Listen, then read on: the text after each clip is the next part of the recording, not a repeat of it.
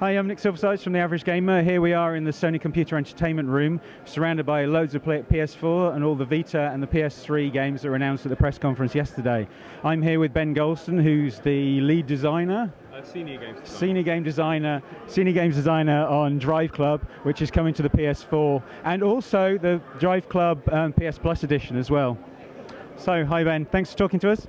Can you tell me about what was the thinking behind the PS Plus edition as well? Because are you producing 2 games? We're not producing 2 games. Essentially, the way that we're looking at it is that we want to deliver the greatest community-based game that we can.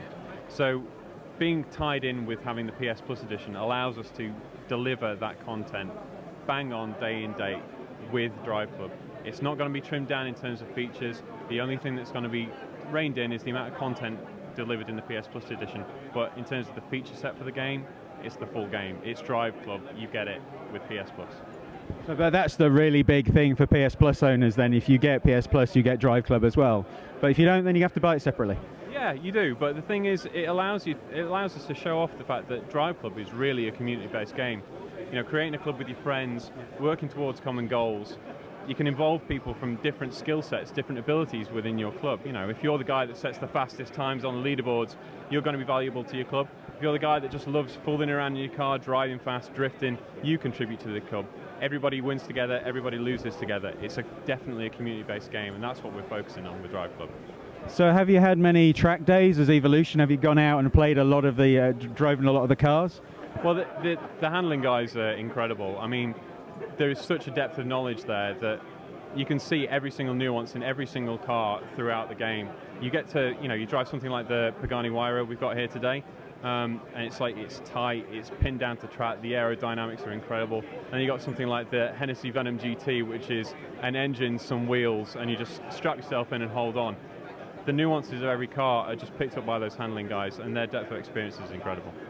And how does that come through to the PS4 controller? Well, basically having kind of the in-depth motion controls is one thing that we're looking at. You can play it here today either through analog control or you've got the motion control with one-to-one mapping in terms of how that steering wheel would feel in your hand compared to driving with a real wheel.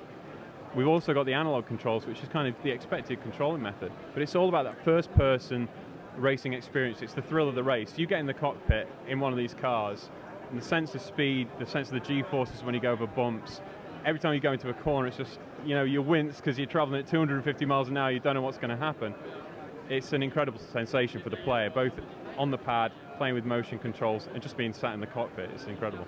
So what's the competition been like at Evo? So you've got a few of the guys here. What's it like, the intense competition over those lap times? It's pretty intense. I mean, bragging rights. Before I came out here, I set my fastest time and kind of did a bit of a throwdown to the studio. I've not beaten it since, and I've not heard back from the studio that my time's been beaten, but everyone competes on different levels, and that's what's really exciting. Personally, I go for times, whereas we've got other guys on the design team that are going, well, yeah, that's great, but my fame score is higher than yours, and I can't touch it. They're holding drifts out for like 200 yards, they're traveling faster down those straights than I am. And that's the exciting part of it. Everyone's competing in different ways in the same event.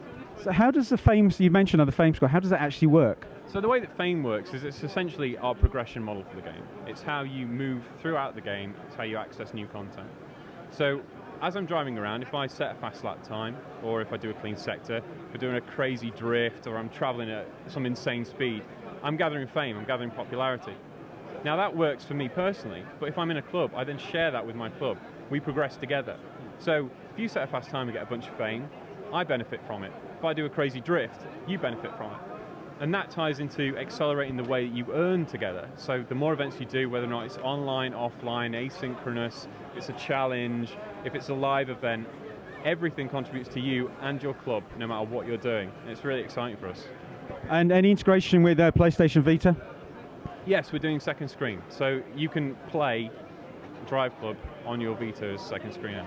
It's amazing. We're supporting the key features of PS4 throughout, and the technology that's available through PS4 and Vita is just everything we want as developers. It's really exciting for us and as gamers. Thanks for your time, Ben. Thank you very much. Yeah, look out for Driveclub when the PS4 launches the end of this year.